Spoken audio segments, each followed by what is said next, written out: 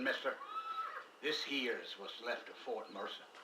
Some gang rode in and took the place over. So I understand.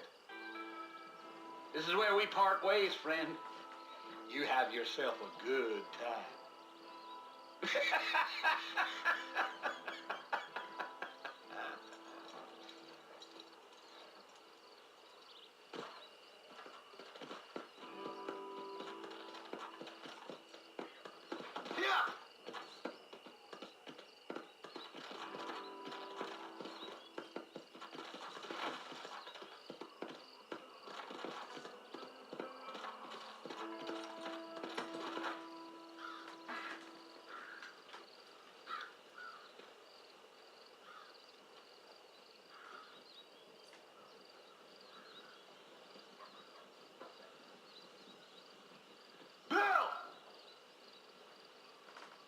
Come for you! Bill Williamson! Come out here right now! Go away now, John. Don't make me kill you. Nobody needs to kill anyone, Bill. You must think I was born yesterday. You always did think I was an idiot. That ain't fair, Bill. You were as my brother. I've come to try to save you. Oh. Do I look like I need saving? Bill, please. They want to kill us all. I can help you. Well, you never tried to save me before. You only seemed to save yourself. Bill, I implore you, think about this. You implore me? You implore me. You always were one for fancy words. Oh. Well, things are different now, John. Now I'm in charge. No more Dutch. And no more you. Implores. I implores you to go back and tell them to send someone just a little bit more impressive next time. Well? Oh. Poor John.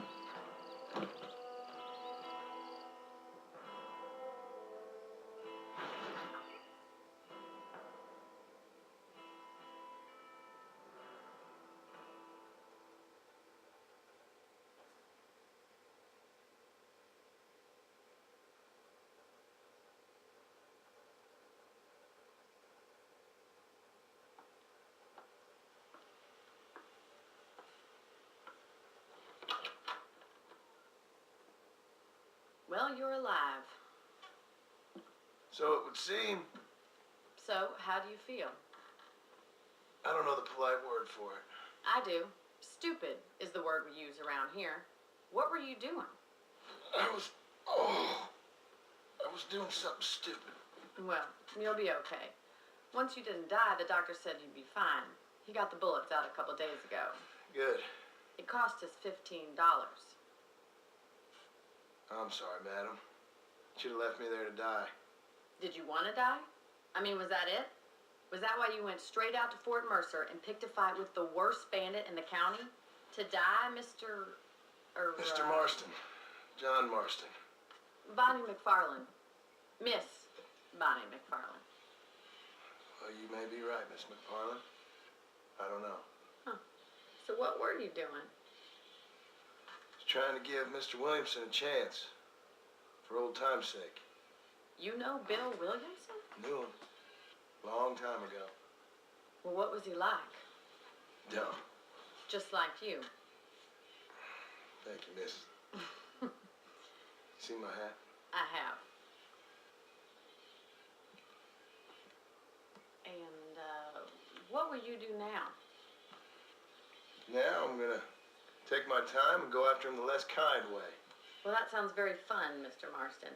Quite heroic, just like in those penny dreadfuls my brother used to read. Meanwhile, if you'll excuse me, I've got a ranch to run. Of course, if you're feeling better, why not take a ride with me later and help me patrol the perimeter? You can earn back some of that money we wasted on doctor's bills. Of course. And thank you for saving my life, I mean. Next time, Mr. Marston, I strongly recommend you don't try to lose it quite so earnestly. I'll bear that in mind.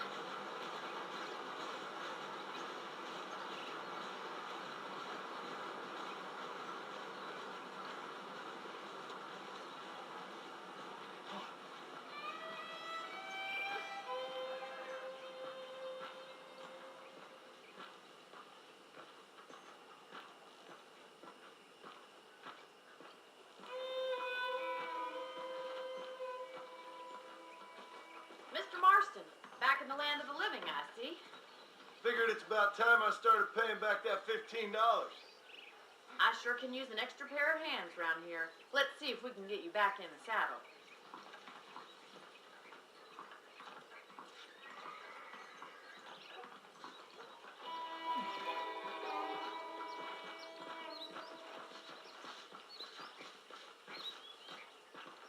There's the foreman's office. It's also where we lock up good-for-nothing outlaws, such as yourself. I'm happy enough with my current quarters right now, Miss McFarland.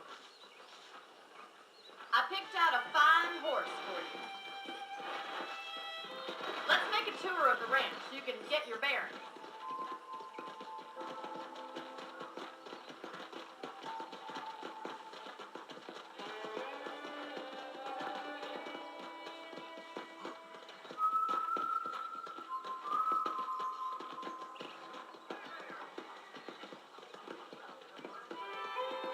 To your right is the general store. You won't find Parisian high fashion, but it's good for the essentials.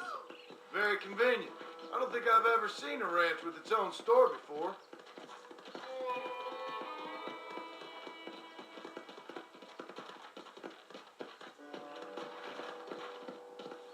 And here's the corral. This one's for the horses. What do you think? I'm no expert, but it certainly looks like a fine corral. I suspect you've stolen more horses than you've broken. Now, where'd you get such an idea? First impressions are hard to erase.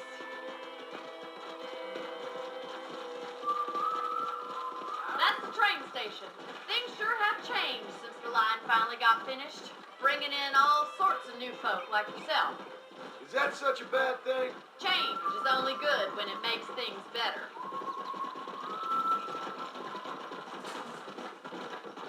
Giddy up!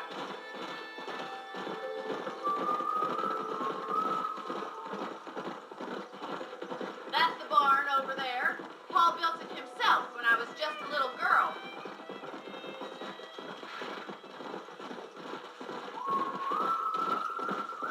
And here we are, back at the house.